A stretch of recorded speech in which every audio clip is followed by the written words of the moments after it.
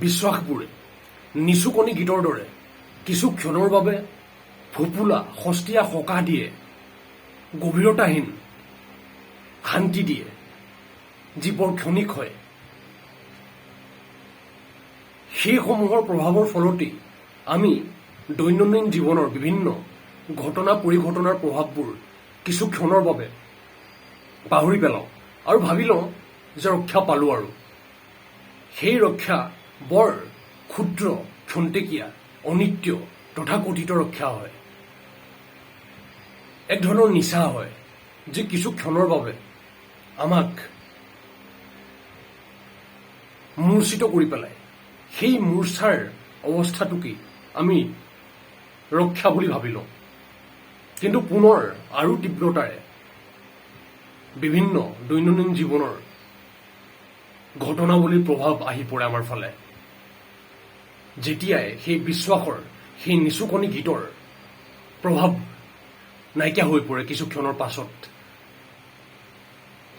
বিশ্বাসৰ প্ৰভাৱবোৰে এইদৰেহে কিছু তথাকথিত সকাহ দি থাকে কিছু ক্ষণৰ বাবে। সেইসমূহকেই প্ৰকৃত সহায় বুলি ভাবি থাকিলে আৰু সেইসমূহৰ সৈতে লাগি ধৰিলে লুকা-ভাকু খেলি থাকোঁতেই যাব। প্ৰকৃত গভীৰ সহায়ৰ দিশে যোৱাই নহ'ব।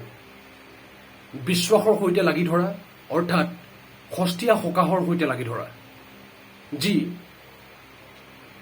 কিছু ক্ষণৰ বাবে এক আৰাম দিব, কৃত্ৰিম, কিন্তু সত্যৰ দিশে আগবাঢ়াৰ ক্ষেত্ৰত বাধাও দিব সেই বিশ্বাসৰ প্ৰভাৱবোৰে।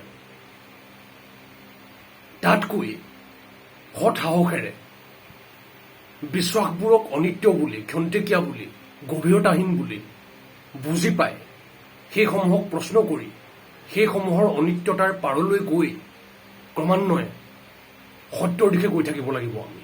সত্যস্থ হ'ব লাগিব আমি। পৰম সত্য কি জানিবলৈ এক যাত্ৰা আৰম্ভ কৰিব লাগিব আমি।